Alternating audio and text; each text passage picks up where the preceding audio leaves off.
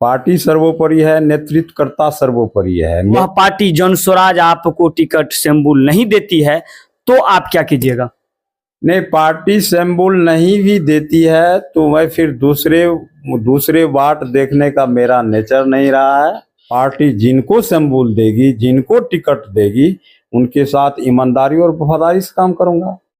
नमस्कार, आप देख रहे हैं दिन प्रभात मिथुन रंजन के साथ।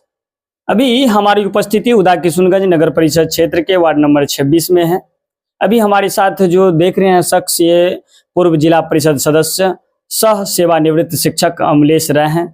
अभी ये वर्तमान समय में जन स्वराज का दामन थामे हुए हैं और इनसे जानने का प्रयास करेंगे कि इस क्षेत्र के जो दबे कुचले, शोषित, लाचार, वंचित, अभावग्रस्त जनता है, इनके विषय में आपका क्या ख्याल है और इसके हित में आप क्या सोचते हैं? देखिए, जब हमारी पार्टी सरकार में आएगी, हमें शक्ति होगी, मेरा पहला प्रयास होगा समाज में शांति और सद्भाव कायम करना। जातीय उन्माद, धार्मिक उन्माद को समझौता करके आपस में वार्तालाप करके समाप्त करना। और बिहारीगंज जैसे सुदूर देहात इलाके में सबसे अधिक आवश्यकता है, शिक्षा जगत में यहाँ घनघोर कमी है। किशुनगंज अनुमंडल में एकमात्र सरकारी महाविद्यालय है हरिहरसा। जिस हरिहरसा महाविद्यालय का आप लोग स्थिति परिस्थिति से अवगत हैं। मेरा पहला प्रयास होगा शिक्षा के क्षेत्र में हरिहरसा ऐसे और टेक्निकल महाविद्यालय आवे, यहाँ बच्चे शिक्षित हों।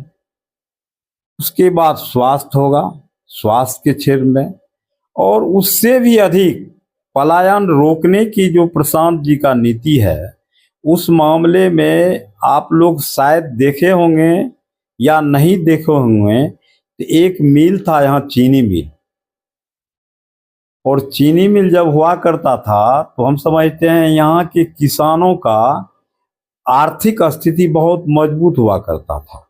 जब से चीनी मिल वह बंद हुई, तब से आर्थिक स्थिति किसानों का जर्जर स्थिति में है। यहाँ ईख से संबंधित उद्योग हो, चीनी मिल लगे, और मक्का से संबंधित उद्योग, दो उद्योग की घनघोर आवश्यकता है। इसके लिए लड़ाई लड़ना होगा तो लड़ाई लड़ी जाएगी।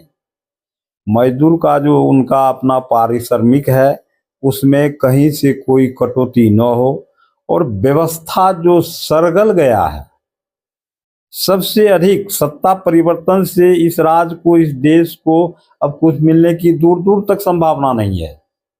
जब तक कुछ न कुछ व्यवस्था परिवर्तन नहीं होगा।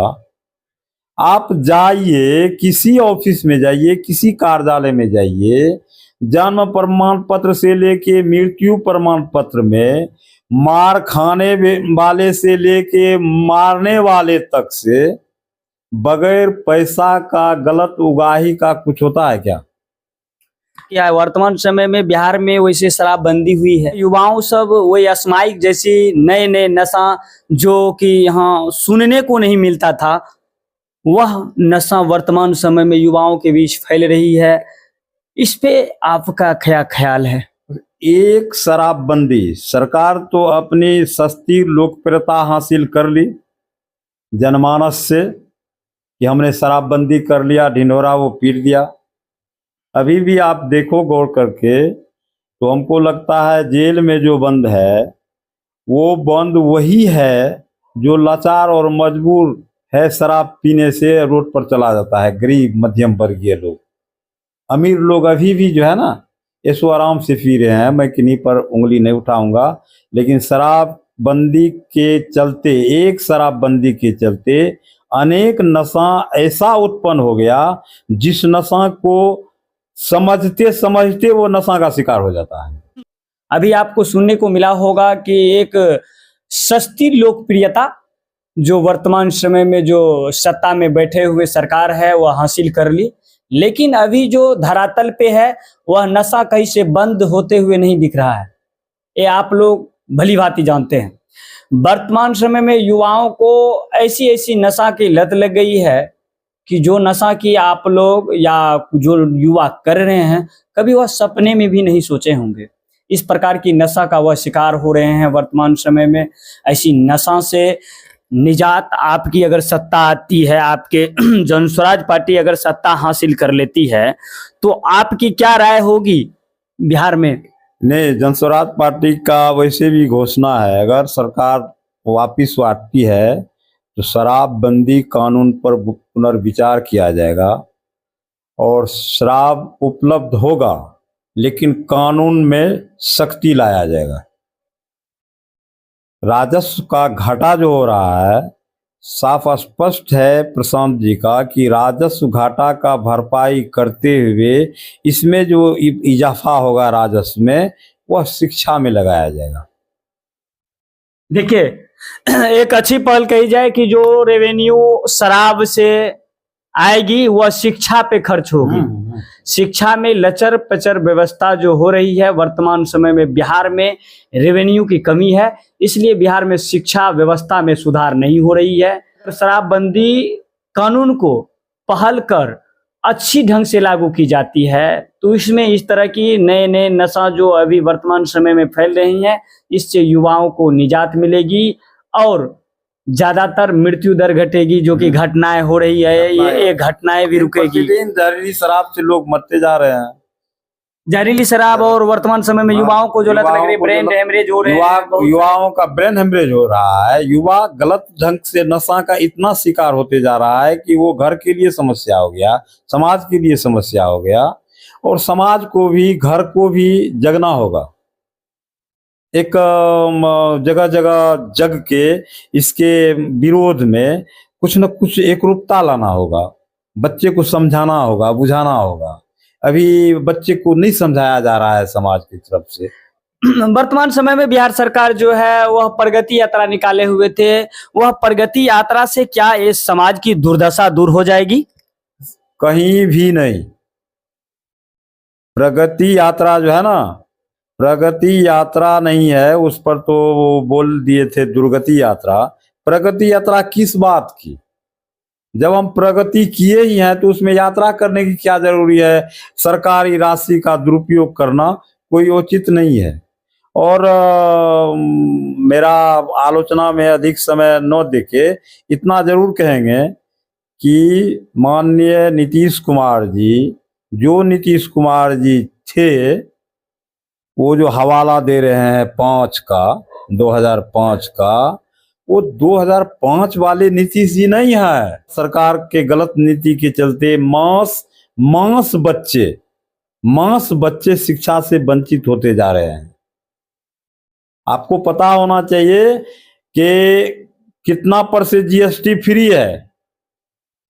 आप सोना और चांदी का जीएसटी देख लो, कॉपी कलम का जीएसटी देख लो, कितना भोजन जो करते हैं गरम जो चले गए कहीं कहीं। ये यूं कहूं कि सरकार हम जनता को, मांस जनता को, निरीह जनता को मुफ्त खोरी का आदत लगा के हल्का हल्का दे के उसी से भारी भारी वसूल रही है। प्रशांत किशोर के सोच में सामाजिक न्याय और समाजवाद घुसा हुआ है और आने वाले पीढ़ी के लिए और हमारे पुरखों के द्वारा किए गए संघर्ष को सजाने और संवारने का बहुत बड़ा रणनीति प्रशांत किशोर के अंदर है, या तो हमने स्वीकारा है।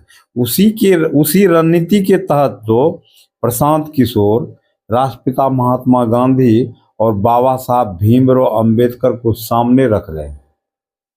सही लोग, सही सोच, सामूहिक प्रयास उनका संकल्प है। बाबा साहब की जो विचारधारा और बाबा साहब की तस्वीर लगाए हैं, ये लगता है कि उनकी विचारधारा से चल पाएंगे?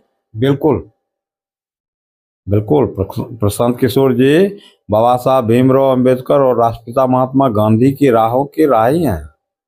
बाबा साहब के तस्वीर और महात्मा गांधी के तस्वीरों तो दूध माछ की बैरी की तरह लग रहा है अभी समाज की जो दृष्टि है वर्तमान समय में। अब वर्तमान समय में तो हमारे पूर्वज लोग उपहास के पात्र हुए ही हैं। जो ओबीसी कह रहे हो, बैकवर्ड कम्युनिटी हो कि दलित हो या महादलित हो, ये लोगों के जितने भी सांसद हैं उन लोगों को बेहिचक बेझिझक अगर सत्ता का स्वाद नहीं हुआ रहता, अपने पूर्वजों का संघर्ष याद हुआ रहता, तो बेहिचक ही लोगों को उनके मुंह पर रिजाइन करके अपने पुरखों की कुर्बानी को याद करने के ख्याल से रोड पर आ जाना चाहिए था।